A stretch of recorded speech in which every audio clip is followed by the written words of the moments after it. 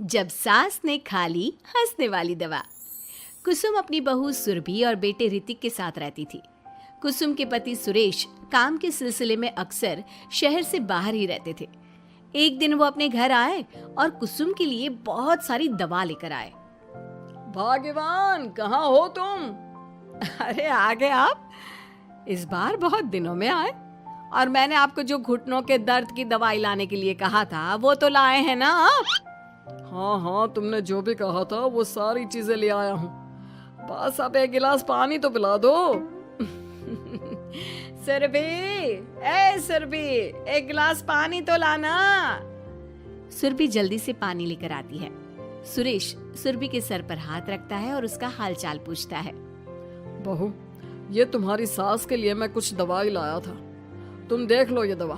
तुम्हारी सास तो है बुलक्कड़, किसी और दवाई की जगह कोई और दवाई खा लेगी तो लेने के देने पड़ जाएंगे। सुरेश एक एक करके सुरभि को दवाई बताने लगा। देखो, ये घुटने के दर्द की दवा है। यह घुटनों के दर्द के लिए मालिश का तेल है। रोज रात को मालिश करनी है इससे। ये बीपी की दवा और ये कमर दर्द की। एक दवाई की शीशी हाथ में लेकर कहते हैं, लेकिन ये दवाई किस चीज की है? लगता है मेडिकल वाले ने गलती से दे दिया। सुरेश कुछ दिन अपने घर वालों के साथ रहता है और फिर शहर से बाहर चला जाता है। सुरभि रोज अपनी सास को दवाई दे देती है, लेकिन एक दिन वो घर के काम में बहुत व्यस्त होती है और अपनी सास को दवाई देना भूल जाती है। लगता है सुरभि को आज बहुत ज्यादा काम है। चलो कोई बात नहीं, मैं खुद ही दवा ले लेती हूँ। अरे वाह, ये दवाई तो बहुत स्वादिष्ट है, थोड़ी सी और पी लेती हूँ। इस तरह कुसुम थोड़ी थोड़ी करके हंसने वाली दवाई की पूरी बोतल ही पी लेती है। माँ जी, आज मेरे मायके वाले आ रहे हैं, भैया का फोन आया था। क्या कहा, मायके वाले? अरे तो तू यहाँ क्यों खड़ी है? खाने में कुछ अच्छा सा बना ले। माँ जी, आप इतना हंस क्यों रही हो? आप मेरे मायके वालों का मजाक तो नहीं बना रही हो ना? नहीं, मैं कहाँ मजाक बना रही हूँ। मैं तो बस बता रही हूँ। माँ जी, आप झूठ भी बोलती हैं। आप अभी तो हंस रही थी। कुसुम हंसती ही रहती है। सुरभि वहां से चली जाती है और खाने की तैयारी में लग जाती है। थोड़ी देर बाद सुरभि का भाई और सुरभि की माँ आते हैं। कुसुम उन्हें अंदर बिठाती है और अपनी सास को बुला लाती है। समधन जी, कैसी हैं आप? मैं तो ठीक हूँ। आप बताइए, आप कैसे? आंटी जी, आप इतना हंस क्यों रही हो? मैं कहाँ हंस रही हूँ बेटा। जब कुसुम लगातार हंसी जा रही थी तो उन्हें इंसल्ट फील हुई और वे वहाँ से जाने लगे। अच्छा बहन जी, हम चलते हैं। आपकी मेहमान नवाजी का बहुत बहुत शुक्रिया। सुरभि की माँ जा ही रही थी, तभी उसका पैर फिसल गया और वो बहुत तेज गिरी। माँ, आप ठीक तो हैं? अरे बहन जी, आप ठीक तो हैं?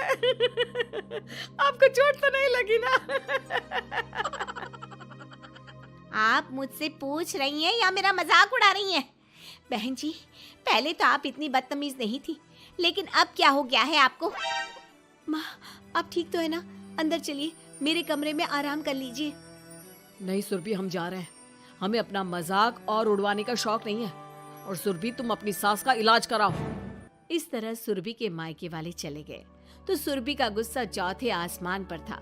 उसने अपनी सास से कहा, माँ जी, आपने मेरे भाई और मेरी माँ के साथ ऐसा क्यों किया? अगर आपको उनका यहाँ आना अच्छा नहीं लगा तो आप मुझसे बोल देती। इस तरह उनकी इंसल्ट करने की क्या जरूरत थी? नहीं बहू, मैंने कुछ नहीं किया। अरे भला मुझे क्या पड़ी है जो तेरे घर वालों का मजाक उड़ाऊंगी? देखिए माँ जी, आप अब भी हंस रही हैं। आपसे तो बात करना ही बेकार है। सुरभि वहां से चली जाती है। अगली सुबह सुरभि को बहुत तेज बुखार हो जाता है और कुसुम उसे आवाज लगाती हुई उसके कमरे में जाती है। सुरभि, सुरभि, क्या हुआ? अभी तक सो रही हो तुम? क्या हो गया? माँ जी, मुझे बहुत तेज बुखार आ रहा है। अच्छा। ठीक है, ऋतिक को बुलाती हूँ। माँ जी, मुझे बुखार आ रहा है और आप हंस रही हैं। अरे नहीं बहू, मैं कहाँ हंस रही हूँ। वो तो मेरी हंसी रोक ही नहीं रही है। माँ जी, जब आपकी तबीयत खराब होती है तो मैं आपका कितना ख्याल रखती हूँ और आप मुझ पर हंस रही हो। चले जाओ आप यहाँ से। बहू सुन तो सही। नहीं माँ जी, आप जाओ यहाँ से। अब तो आपके बेटे ही आपसे बात करेंगे और मैं पापा जी को भी बताऊंगी कि आजकल आप क्या कर रही हैं। जब ऋतिक घर आया तो सुरभि ने उसे सारी बात बताई। मुझे तुम्हारी बात पर विश्वास नहीं हो रहा। माँ तो तुमसे बहुत प्यार करती है, फिर वो तुम्हारा और तुम्हारे घर वालों का मजाक क्यों उड़ाएंगी? खैर अभी छोड़ो इस बात को, अभी तो तुम मेरे साथ चलो, तुम्हारी दवाई ले आते हैं। कुछ दिन में सुरभि ठीक हो गई। एक दिन ऋतिक को पता चला कि उसके मौसी के बेटे राहुल की तबीयत बहुत खराब है, तो वो अपनी माँ और पत्नी को लेकर हॉस्पिटल पहुंचा। मौसी जी, कैसे हैं राहुल भैया? बेटी, इतने दिन हो गए मेरे राहुल को बीमार हुए, लेकिन उसकी तबीयत में कोई सुधार नहीं आ रहा। अरे छोटी, हुआ क्या है राहुल बेटे को? कुछ बता तो सही। माँ, आप हंस क्यों रही हो? कहाँ हंस रही हूँ बेटा?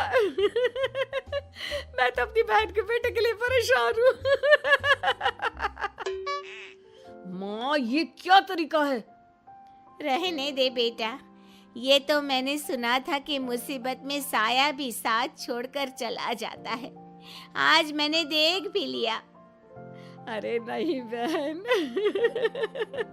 मैंने ऋतिक और राहुल में ना कभी कोई फर्क नहीं किया। फर्क तो दिख रहा है कुसुम दीदी। अगर आपके बेटे की तबीयत खराब होती तो आप ऐसे हंसती क्या? ऋतिक बेटा, ले जा अपनी माँ को यहाँ से। ऋतिक बहुत गुस्से में अपनी माँ से बात करने लगा, लेकिन कुसुम तो सिर्फ हंसे ही जा रही थी। ऋतिक ने अपने पापा को फोन करके बुलाया और उन्हें सारी बात बता दी। बेटा, तेरी माँ तो अपने घर वालों से बहुत प्यार करती है और वो बहुत समझदार है। वो ऐसी हरकत कभी नहीं कर सकती। जरूर कोई ना कोई बात है। कल मैं उसे डॉक्टर के पास ले जाऊंगा। शाम को खाना खाने के बाद सुरभि कुसुम को दवाई देने के लिए गई तो उसने देखा कि दवाई की वो बोतल तो बिल्कुल खाली थी जो सुरेश गलती से ले आया था। सुरभि ने वो बोतल सबको दिखाई।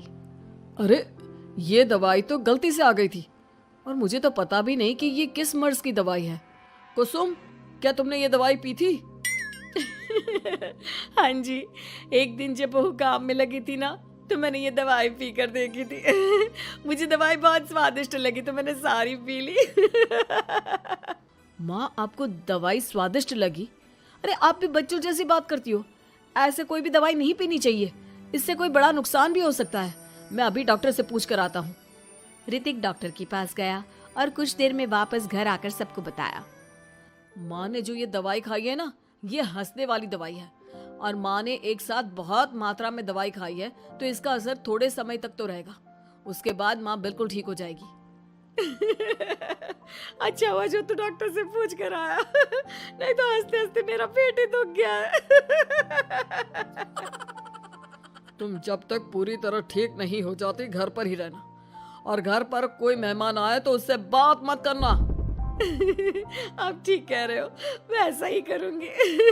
अब मैं बिल्कुल हंसूंगी। कुसुम की बात सुनकर सभी हंस पड़े।